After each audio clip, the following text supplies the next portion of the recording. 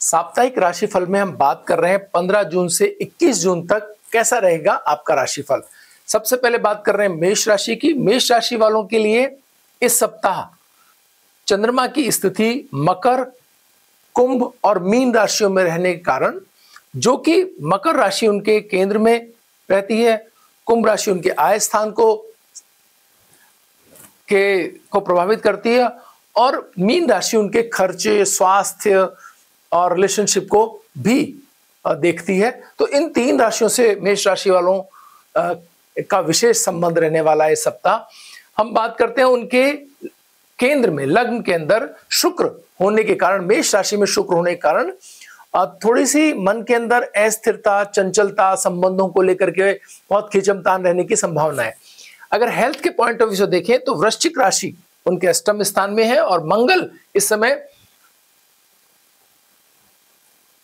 सूर्य की राशि के अंदर केतु के साथ पंचम स्थान के अंदर है। इसके मायने क्या है? इसके मायने ये है कि हेल्थ अगर पिछले दिनों कहीं कुछ समस्या थी तो इस सप्ताह से केवल वो मन के अंदर तो रह जाएगी कि मन में तो ऐसा लगेगा कि कमजोरी है या तनाव है या कुछ है, लेकिन बॉडी जो है वो जल्दी से हील कर रही होगी। तो ये एक आपको इस सप्ताह फायदा महसूस होगा अगर पिछले दिनों तनाव में थे तो। और अगर आपके परिजन या परिवार में से कोई या मित्रजन में कोई हेल्थ की समस्याओं को लेकर के उसमें थे तो वो भी जल्दी से आप अपने काम पर वापस लौटते हो, उनकी संभाल कोई और देखते हुए। तो इस तरह से आप हेल्थ के पॉइंट ऑफ व्यू से इस सप्ताह बेहतर स्थिति के अंदर है।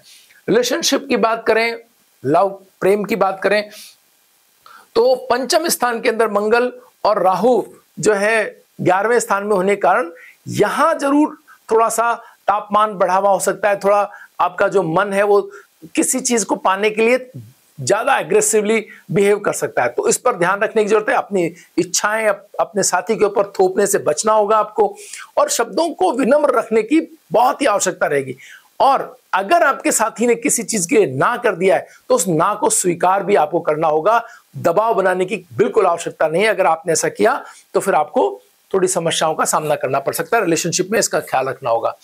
और कैरियर और जॉब की बात करें तो चंद्रमा 10वें स्थान में होने के कारण बहुत व्यस्त रहने वाले हैं आप और अपने कार्यों को व्यवस्थित करने के लिए प्रयत्नशील रहेंगे। लेकिन अगर बात करें कि राहु के साथ जब चंद्रमा आएंगे 11वें राशि के अंदर तो ये स्थिति थोड़ी आक्रामकता बढ़ा देगी आपकी। आपको अपने कार्यों के परिणाम बहुत तेजी से चाहिएंगे। आप चाहोगे कि आपको परिणाम मिले ही मिले, तो ये एक भावना आपके मन के अंदर आ सकती है और इसका आपको बहुत ख्याल रखना होगा कि ज्यादा अपने आप को एग्रेसिवली डील ना करें। शनि के साथ चंद्रमा का होना कहीं ना कहीं मन से जो आपने पहले से प्लानिंग करी उसके विरुद्ध जाता हुआ दिखाई दे रहा है, तो इसका भी ख्याल रखने की आवश्यकता रहेगी। बात करें अगर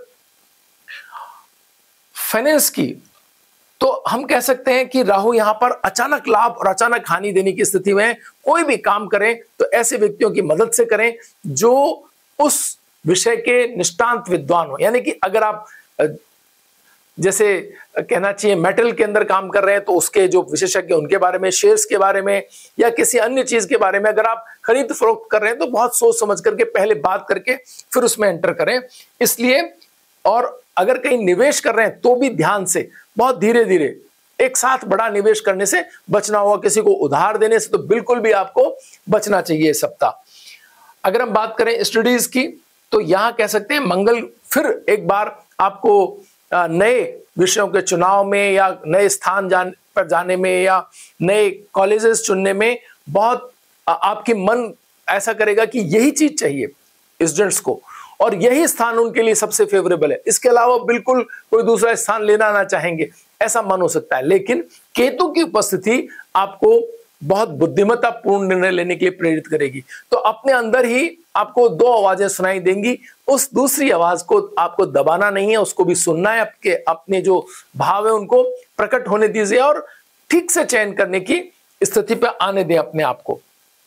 जहां तक स्पिरिचुअलिटी, लक और रेमेडीज की बात है तो 9वें स्थान का स्वामी बृहस्पति अपने घर को देख रहा है, सूर्य भी देख रहा है। हालांकि सूर्य और बृहस्पति की स्थिति में एक ये रहेगा कि बृहस्पति अस्त हो जाए। सूर्य के यहां आते ही बृहस्पति को उतनी शक्ति नहीं रहेगी जितनी शक्ति उनके पास है, लेकिन वो सूर्य के अपनी ताकत देंगे और सूर्य की ताकत के साथ ये स्थिति और बेहतर हो जाती है।